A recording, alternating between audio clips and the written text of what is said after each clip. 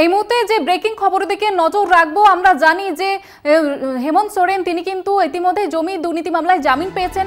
এবার কি তিনি কুর্সিতে বসতে চলেছেন, মুখ্যমন্ত্রী কুর্সিতে? কারণ যেমনটা জানা যাচ্ছে যে চম্পাই সোরেন ইতিমধ্যে কিন্তু পদত্যাগপত্র জমা দিতে চলেছেন। এ বিষয়ে আরো বিস্তারিতভাবে জানবো। টেলিফোন লাইনে রয়েছে আমাদের অ্যাসাইনমেন্ট হেড দিব্যেন্দু ঘোষ। দিব্যেন্দুদা, তাহলে কি ফের এবার মুখ্যমন্ত্রী কুর্সিতে বসতে চলেছেন হেমন্ত সোরেন?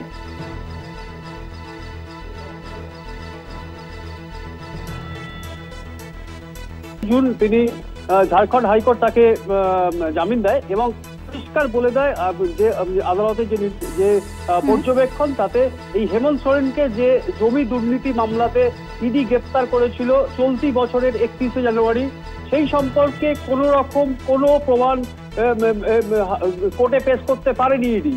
সুতরাং তাকে জামিন দেওয়া হয়েছে। অর্থাৎ হেমন্ত সোরেন 28 জুন তিনি জামিন পান, ঝাড়খণ্ড হাইকোর্ট তাকে জামিন দেয় এবং আবার ঝাড়খণ্ডের মুখ্যমন্ত্রী পদে হেমন্ত সোরেন ফিরতে চলেছেন, এটা একদম স্পষ্ট।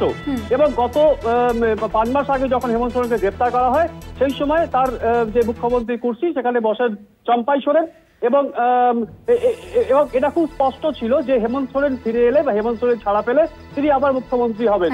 এবং এই চলতি বছরের শেষের দিকে ঝাড়খণ্ডে বিধানসভা নির্বাচন, তার আগে এই যে জেএমএম অর্থাৎ ঝাড়খণ্ড মুক্তি মোর্চা এবং কংগ্রেসের যে অ্যালায়েন্স অর্থাৎ যে জোট, সেই জোট যে আরো বাড়তি মনোবল পেল, এটা খুব স্পষ্টভাবেই বলা যায়। তার কারণ কিন্তু ঝাড়খণ্ড হাইকোর্ট পরিষ্কার বলে দেয় যখন তাকে জামিন দেওয়া হয় এবং ঝাড়খণ্ড হাইকোর্টের পরিষ্কার একটা পর্যবেক্ষণ ছিল যে এই ইডি অর্থাৎ এনফোর্সমেন্ট ডিরেক্টর হেমন্ত সোরেনকে যে জমি দুর্নীতি মামলাতে গ্রেপ্তার করেছিল, সেই সম্পর্কে কোনো এভিডেন্স, কোনো রকম কোনো প্রমাণ কিন্তু কোর্টে পেশ করতে পারেনি।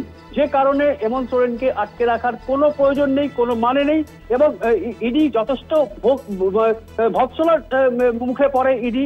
তার কারণ যখন এই তার হেমন্ত সোরেন যে জামিনের শুনানি ছিল তাতে কিন্তু পরিষ্কার করে এটা কিন্তু আদালতের পরিষ্কার নির্দেশ ছিল যে ইডি যে এই হেমন্ত সোরেনকে যে গ্রেপ্তারি, অর্থাৎ কোথাও একটা যে বারবার করে জেএমএম যে অভিযোগটা তুলেছিল লোকসভা ভোটের আগে যে এই বিজেপি অর্থাৎ নরেন্দ্র মোদী এবং বিজেপি যেটা চেয়েছিল যে বিরোধীদের মুখ বন্ধ করতে হবে, বিরোধীদের কণ্ঠরোধ করতে হবে, তাদের গ্রেপ্তার করতে হবে। এবং হেমন্ত সোরেনকেও কিন্তু সেই কারণেই গ্রেপ্তার করা হয়েছিল। এটা কিন্তু জেএমএম এর একদম স্পষ্ট অভিযোগ ছিল এবং সেই অভিযোগই কার্যত প্রমাণিত।